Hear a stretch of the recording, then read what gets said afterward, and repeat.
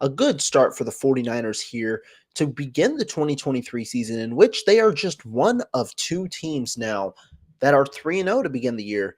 I'm here. It's going to be a different show today. A little bit of a different background, different people. It's just me today. But we're going to be talking some 49ers, going to be breaking down the win from last week, talking about the NFL implications, Brock Purdy's play, and really just the aura around the 49ers after a strong start this season, which hasn't been reciprocated, in previous years.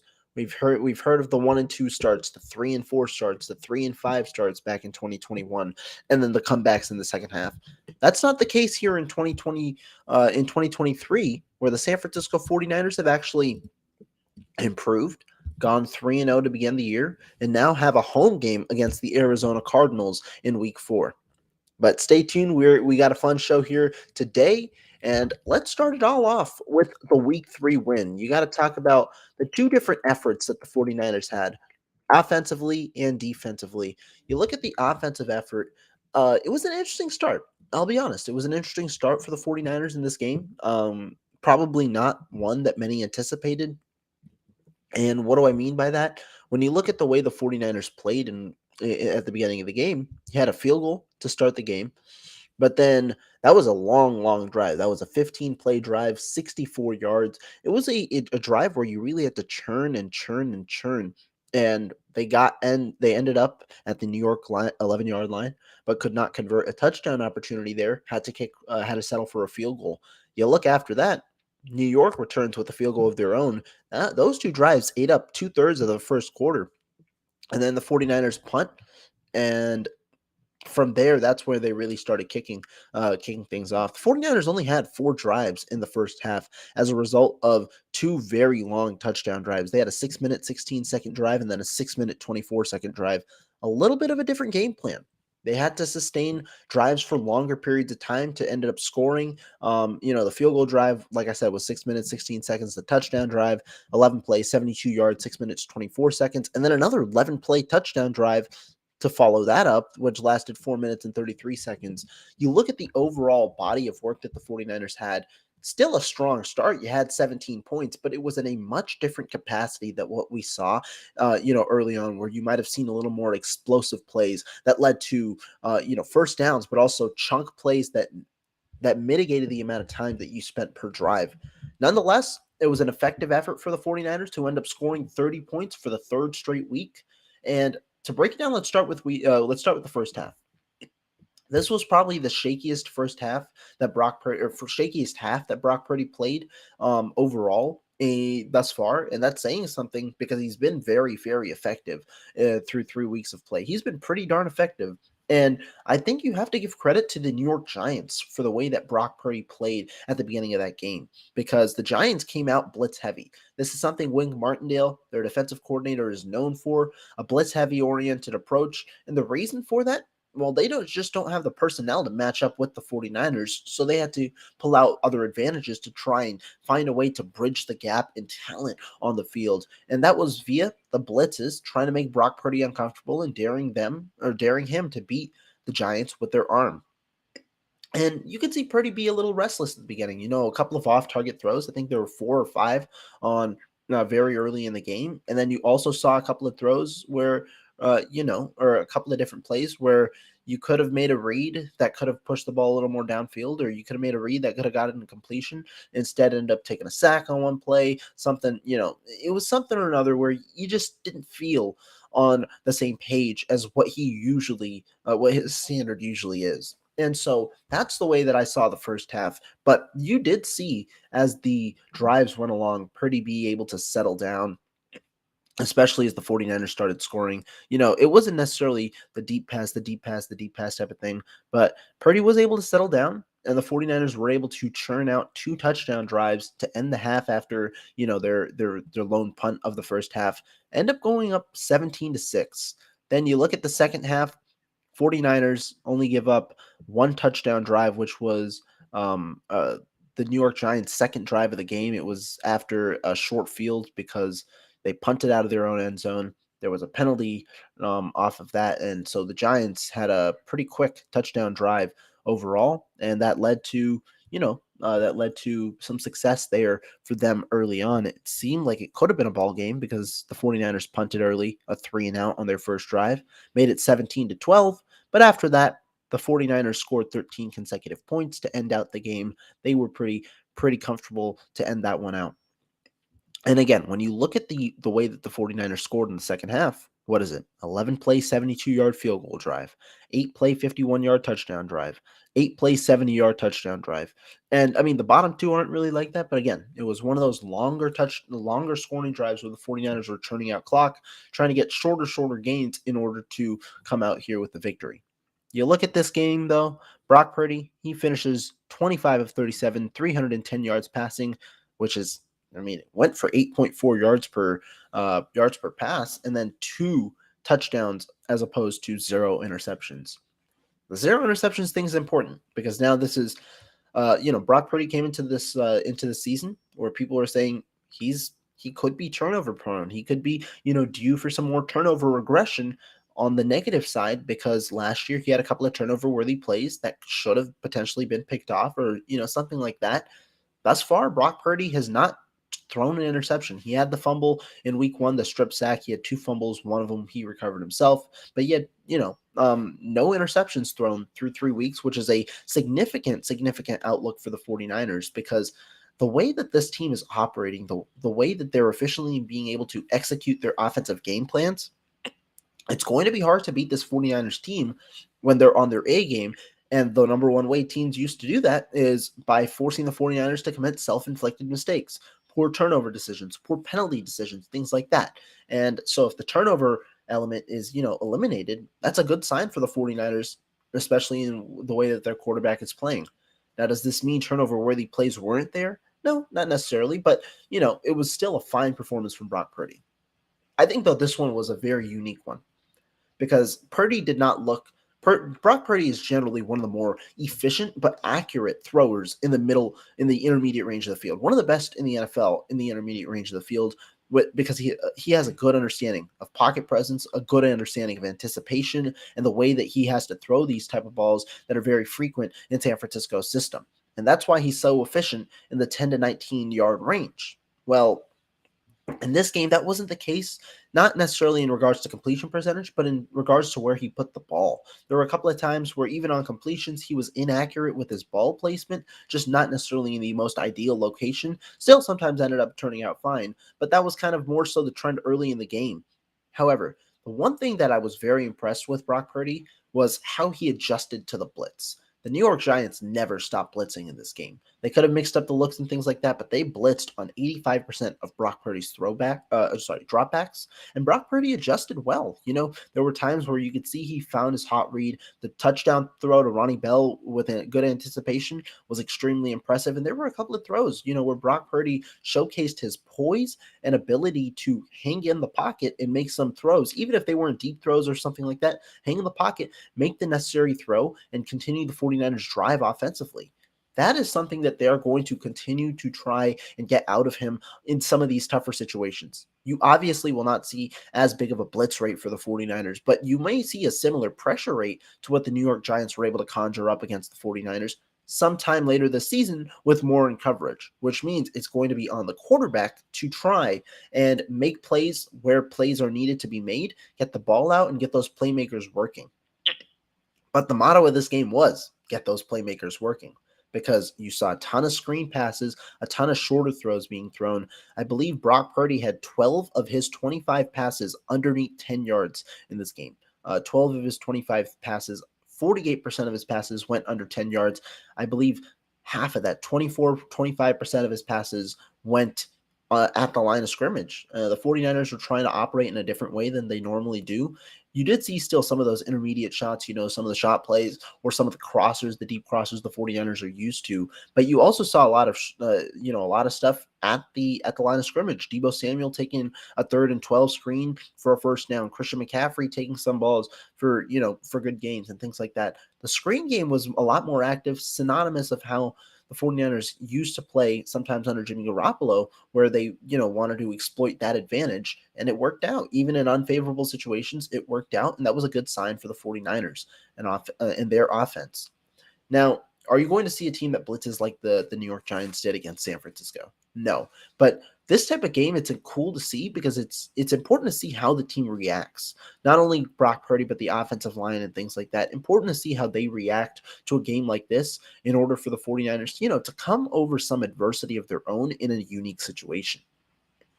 They did that exactly. They went up 30-12, and it was a good game. It was a good game. I mean, if you look at it, Brock Purdy obviously is the guy who I'm talking about.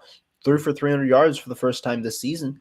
But I mean, I would probably grade his performance at around a B minus. If you look at the statistics, you might grade it higher. If you look at the game film, you might grade it lower. But I think it's a mix, not of statistics and game film, but more so the game film and feel. Because there were a couple of throws or a couple of decisions where he could have made a better decision, thrown the ball to a certain area, or also, put the ball on the receiver a little more accurately. However, I was impressed by the way he handled the blitz. I was impressed by the way that he kind of grew throughout the game. And that's why the grade goes to an above average grade with a B minus. And I think that, it showed that the 49ers can win kind of without their quarterback making elite plays. Now, Brock Purdy still continues to impress. That's a good sign. He came into the season, a lot of people had him ranked in the 20s in terms of their quarterback power rankings and things like that. A lot of people have him ranked there, but he came in and he impressed in this game. And that's important for the 49ers because, like I've said, the reason that I picked the 49ers not to win a Super Bowl in 2023 or not view them as the number one contender is because of quarterback play. And I'm really hoping Brock Purdy proves me wrong. And that will continue to happen or hopefully happen as he grows week after week. But, it's been an impressive effort for Brock Purdy thus far. Let's talk about running backs, though, because running backs, there was, a change this week. Christian McCaffrey, he had taken 100% of the snaps in week 2. That wasn't the case in week 3. Instead, McCaffrey had gotten 18 carries, 5 receptions, still a good amount of targets, or sorry, not targets, good amount of touches overall. But McCaffrey did split the reps. The 49ers looked to run the football a lot more this week, and that led to a little bit of a different oriented approach where the 49ers wanted to also involve backup running back Elijah Mitchell into the game. Mitchell had 11 carries in this game, and if you look at the overall snap count, there were 79 total snaps for the 49ers offense. McCaffrey played 51. It's about, two-thirds, and you want McCaffrey on the field for a significant portion of this game. You definitely do want McCaffrey on the field for a lot, but it's also important to note that in a game like this where the 49ers were comfortably up, pretty much up for 2 possessions for probably at least half of the game, because they were up 2 possessions starting at the end of the second half, and then they were up 2 possessions after they had scored 2 field goals, and that carried on for the full final quarter. It's important to kind of get Christian McCaffrey some rest, because the number one thing with Christian McCaffrey is not padding his regular season stats. The number one thing with McCaffrey is ensuring that he is going to be ready for the end of the season and ensuring that he's going to be ready for the playoff run. However, I understand Kyle Shanahan's predicament because it's so clear how valuable Christian McCaffrey is when on the field, not only in the pass catching game, but also, not only in the running game, but also in the pass catching game where he might be even more effective. And it's even sometimes just as a decoy, but the amount of traction, the amount of, attention he requires in the passing game just opens up a lot of different barriers for the 49ers offensively. It makes things easier for Brock Purdy, which is exactly what you want from your quarterback, or for your quarterback, excuse me. But McCaffrey doesn't take a lot of the snaps. Instead, it's or he takes a majority of the snaps, but doesn't take all of them. Instead, Mitchell, he played 28 snaps. Jordan Mason got the last 4 snaps of the game to kind of close things out with that final drive. Good start, though, for the 49ers. Their running backs, you're starting to see a little bit more of what the split might be. 2/3 McCaffrey, 1/3 Mitchell, that kind of thing. And you have a reliable back in Mitchell who had a couple of nice carries, moved the chains a couple of times as well with his 11 touches. But you want to continue to pound that and potentially even see them play together like they did, not on the field at the same time, but rotating into the same drive and things like that. You want to see them play like they did, and see how symbiotic that relationship can be. Receivers-wise, 49ers without Brandon Ayuk. That was actually a very significant headline, or a very significant takeaway from me. Now, Do the 49ers need Brandon Ayuk to beat the New York Giants? No, they clearly proved that. They won 30-12 in this game. It wasn't close, really, for the most part. But the San Francisco 49ers are a much different team offensively without Brandon Ayuk. What do I mean by that? If you look at this game, there were a lot of times where you were hoping receivers would separate a little more or have better route running to potentially get themselves open for Brock Purdy on some of the deeper or intermediate passes. That wasn't the case a lot when it came to different receivers. Jawan Jennings running the routes, Deebo Samuel running the routes, Ronnie Bell running the routes. And it's not like they had bad games. Ronnie Bell had a really good touchdown. Deebo Samuel was very effective with 6 catches for 129 yards and a touchdown.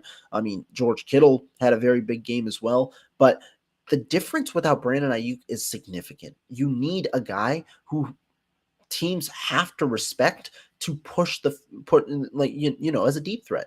Brandon Ayuk stretches the field out so much that the 49ers are able to hound that intermediate portion of the field, understanding you've got a deep guy in Brandon Ayuk who's able to get open consistently. The 49ers are going to need him, and it would be a significant blow if he were to miss significant time at some point this season. That was what was proven. They can win games without Brandon Ayuk, but he is such an integral portion of this offense, and I think this week really opened that up and how impactful he is in this offense, even with Brock Purdy, who many didn't believe would be a good pairing. Even with Brock Purdy, first of all, I don't agree with that, but even with Brock Purdy, it is a very, very effective pairing, and that was shown in week 3 with the lack of it. But going elsewhere, tight end, George Kittle, it was cool to see him, get in the action a lot. 7 catches, 90 yards, 9 targets. Hadn't really seen the breakout game, but without Ayuk, you obviously have George Kittle stepping up a lot more. McCaffrey getting 5 catches, things like that. Cool to see the different elements kind of come together for the 49ers. Tight ends wise, I thought it was interesting. The 49ers played a lot of 2 tight end sets in this game. You might see them play a little more spread offense in other games, but they had all 4 tight ends active for the game, and Braden Willis. I believe Braden Willis was active, but you also had Charlie Warner, Ross Dwelly, and George Kittle. But you had a lot of 2 tight end sets. Without Brandon Ayuk, instead of maybe adding in a third receiver in a lot of plays, you had a second tight end trying to mask things, but also running the football a lot more, because the 49ers ran the football 39 times totally. Or I think it was 38. I don't know if you count the one Sam Darnold one, but it was like something like that. They ran the ball over 35 times in this game, and that was in attribution to the way that they lined up. You had 2 tight ends a good amount. Curious to see, though, how much that carries forward when Brandon Ayuk returns to the field. Offensive line. I want to give my shout out of the week to Spencer Burford. Spencer Burford did not have the best first 2 weeks.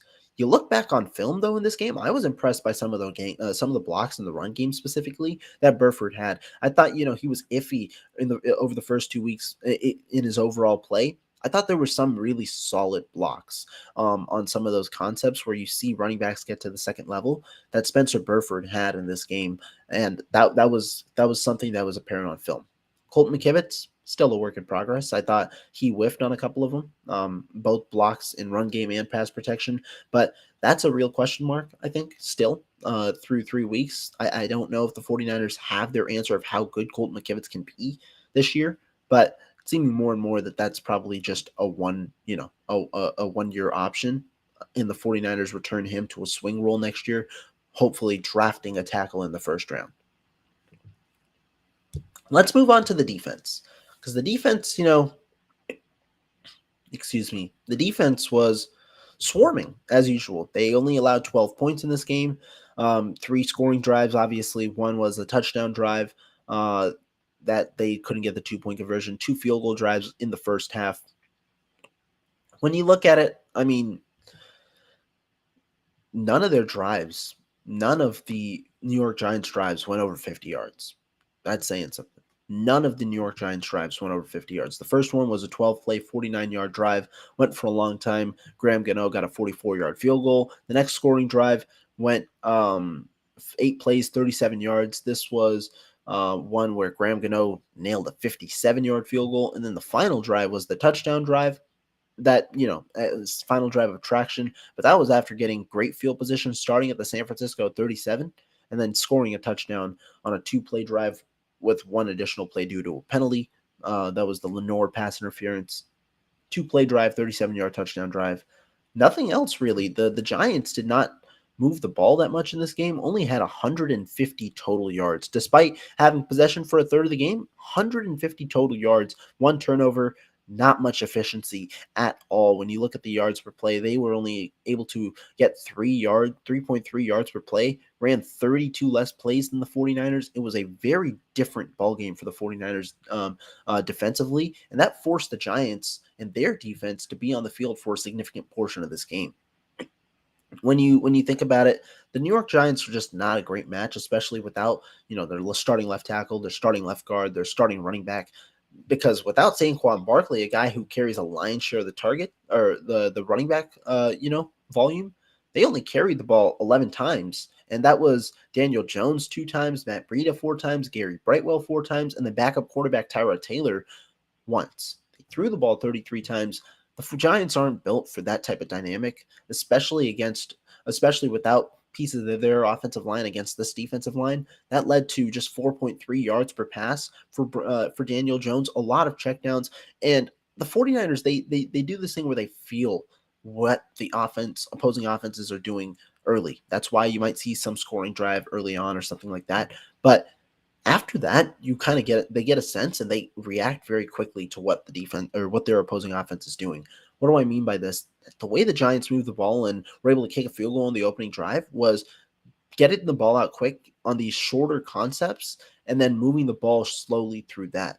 The 49ers caught on, though. They played tighter coverage and they were able to, minimize the amount of yards after the catch in the second half and really, at times as well in the first half. They were able to minimize that and they were able to swarm and get to the ball immediately. That leaves, short gain. It's a tough third down conversion and that forces you to punt the football or, not get too much on it overall.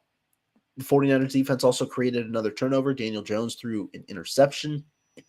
That was a good one. Talanoa Hufanga was the one who came down with that one. It was a good game. You might look at the stat sheet and be like, wow, only 2 sacks, against a team like this. But that wasn't, if you watch the game, that it didn't seem like it was that the 49ers defense wasn't overwhelming. They still had 23 pressures in this game, been averaging around over 25 pressures overall.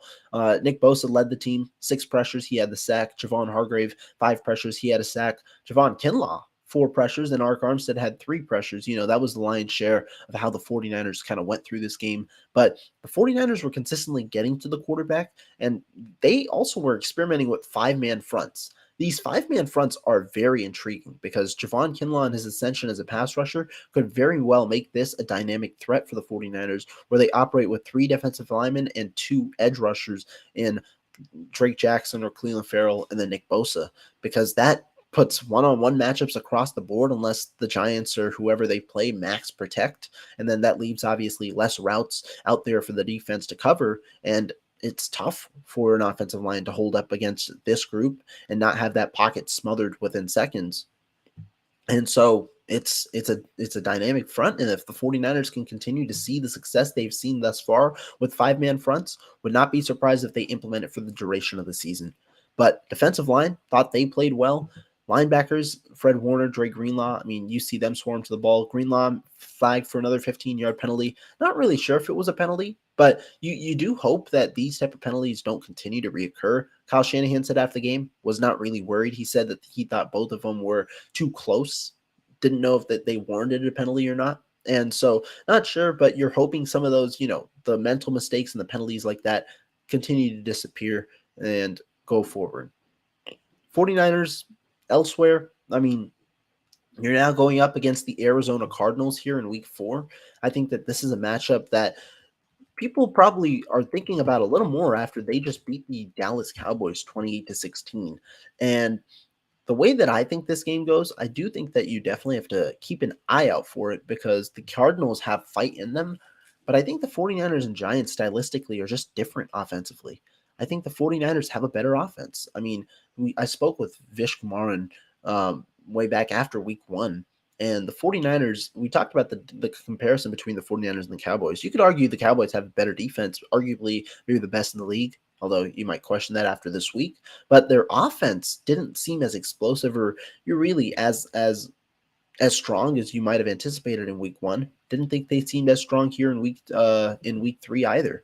I mean, you look at the run game, they were able to do things in the run game for sure. 185 yards on 33 carries overall. Tony Pollard, the lead back, he's been pretty darn good. But if you look at the passing game, Dak Prescott had 1 interception, 1 touchdown, 62% of his passes completed, 249 yards, averaged only 6 yards per play. But overall, I mean, this game, it came down to different things. The Cowboys outpaced the Cardinals in yards. They outpaced them in time of possession and things like that. It's just what ultimately went down in this game. You look at it, the Cardinals, I mean, they got off to a good start. They had they got off to a 9-0 lead, scored on each of their first 5 drives of the game. The defense just was not able to stop them.